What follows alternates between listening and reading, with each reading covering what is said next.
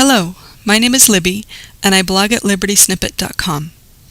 I developed this presentation because there seemed to be some confusion among some of my friends about what is legal versus what is moral.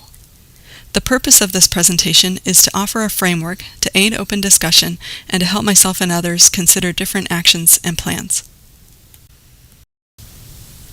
Each individual determines for him or herself which actions are right or wrong. For the purposes of illustration, I've based this presentation on my own beliefs, which I will describe briefly here. I acknowledge that the place where you draw your own line may differ. The non-aggression principle aligns well with my moral beliefs. In a nutshell, I believe it's wrong to initiate force against another person, including property theft. However, I believe forceful action is appropriate when it's taken in self-defense. These distinctions are not always clear-cut. When I'm in doubt about whether someone else's action is right or wrong, I assume it's right until evidence convinces me otherwise. As you can see on this slide, I've placed examples of actions I consider moral in the top half and examples of actions I consider immoral on the bottom half. I'm using the term peaceful here to describe actions that are taken for any reason other than initiating force against someone else. On the bottom half are some actions I consider immoral. There are others. Immoral actions can be categorized as violations of someone's property, liberty, or person. Now that we've laid down the moral part of the framework, how should we consider legal versus illegal action? To me, this is a very different question than what is moral or immoral. Therefore, I propose drawing a line down the middle of this diagram. As you can see, I've drawn the legal line in a dotted non-photo blue color, while I've drawn the moral line in heavy black. This is because my primary consideration is whether an action is right or wrong, while I consider the law primarily as a matter of self-preservation. Also, while the moral line is usually quite distinct for each person, the question of what is legal varies significantly based on locality and over time. For this example, I'll use what I understand to be the current law where I'm located. I've drawn the legal line perpendicular to the moral line in order to help illustrate the differences between these criteria. There are many ways of looking at things, but in order to keep things simple, the remainder of this presentation uses this framework. To help illustrate the different quadrants of this framework, I've used pharmaceutical distribution as a consistent type of business in all four quadrants on this slide. The main criteria for whether a drug is legal or illegal in a given geography is its approval status in that region. Most governments have a variety of overlapping and ever-changing requirements regarding the sale of pharmaceuticals. In the case of an approved drug, I expect that most companies would also be doing everything described in the upper left, as well as complying with the regulatory burdens placed on their business. Many people consider regulatory approval to be the ultimate measure of drug quality. My words of advice to them are, caveat emptor. Some examples of drug distribution that I consider immoral are on the bottom half of this slide. On the left are pharmaceutical distributors who cut their product with a harmful substance or who don't bother to ensure that the drug will work as advertised. Finally, forced vaccination programs are an example of drug distribution that some governments consider legal, but which I consider immoral. Going back to the categories of actions I showed earlier, this slide includes specific examples of actions I consider moral. Peaceful businesses must do many things in order to comply with government regulations, and licensure is just one of them.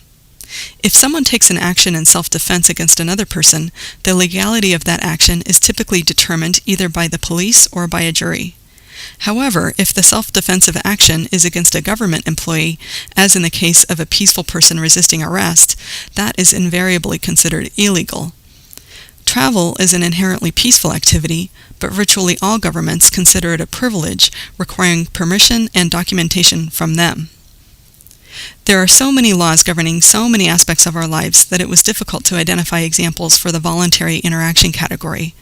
I've listed gay marriage because many regions have made it illegal. However, it makes no sense to me that the government should have anything to say about anyone's marriage. Now, it's possible I may be overlooking a law, but so far at least, I hope I won't be arrested for keeping an eye on my neighbor's house while she's on vacation. Here are some examples of actions I consider immoral. The example about tax withholding would not be considered theft for people who would gladly pay taxes without being forced to do so. But for those of us who believe they shouldn't be forced to support all government programs, I contend that withholding is a form of theft. Likewise, arresting someone who is conducting peaceful business is, in my judgment, false imprisonment. If you'd like to learn about the U.S. government's war on drugs with some examples that meet my definition of false imprisonment, I've included a list of references later in this presentation. I almost said illegal murder on the left side of the bottom example, but to me, murder is murder. Some police officers and soldiers kill in genuine self-defense or in protection of peaceful third parties. However, the cases where those killings meet my definition of self-defense are far outnumbered by the cases where the killing was unjustified and therefore meet my definition of murder. I would like to state here that I believe anyone can stop taking immoral action at any time.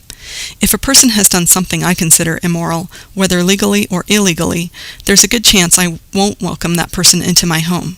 However, I have been known to help people who I trust to do what's right going forward. There are many people every day who stand up to the tests their lives and past mistakes have given them. Some choose to do what they know is right, despite significant personal risk. I have great compassion and respect for anyone who always does what he or she believes is right. I noticed a few patterns in developing this framework.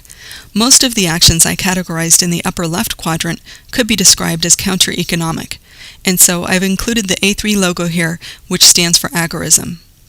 Agorism is based on agora, which is a Greek word meaning open marketplace. Agorists support and/or practice counter-economics, which has been defined as all peaceful human interaction which is prohibited by government. I noticed that all of the actions I could think of that fell in the lower right quadrant were either initiated or authorized by government. That isn't to say that every action taken by every individual working in governments is in the lower right. For example, I've learned a lot from the programs on National Public Radio. However, of the actions that fell in the lower right quadrant, I couldn't think of any that were not initiated or supported by government. The lower left quadrant includes actions that most people would consider criminal. However, I consider all of the bottom half of this diagram wrong, and therefore it's all criminal to me. This slide has some links to additional information on libertarian philosophy, counter-economics, and agorism. This slide has links to radio programs, videos, and documents with additional information about some of the examples I consider to be in the lower right quadrant of this framework, which includes legal but immoral actions. Please be careful when opening or listening to the links on this slide, as some of the content is disturbing. Many thanks to Mike Gogolski and Gary Chartier for helping me develop this presentation. If you would like to participate in a discussion about this work, please visit libertysnippet.com.